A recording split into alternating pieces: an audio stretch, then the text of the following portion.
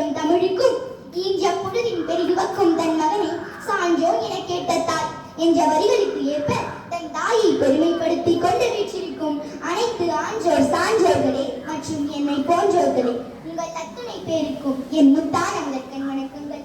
சாதனைகள் காத்து கிடக்க சரித்திரங்கள் தன் பக்கங்களை உனக்காக விரித்து வைக்கிறது.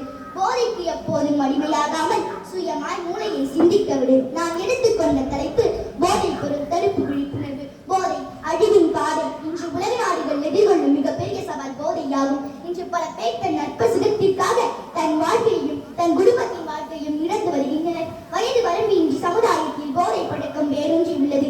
போதையின் பாதை வேண்டாமே, உன் வாழ்க்கை பாதையை மாற்றிடுமே. தீய போதை என்றும் தீரா நோயாகும். மேதையை அடிக்கும் போதையை ஒழிப்போம், போதையை தொடாத சாதனை படைப்போம். போதை பொருட்களை நாடாதே, சாவை நீயும் தேடாதே. போதைக்கு உட்பட்டவரால் குடும்பம் நிம்மதியை இழக்கிறது, குழந்தை கல்வியை இழக்கிறது. போதைக்கு உட்பட்டவர் தன் வாழ்க்கையை இழக்கிறார்.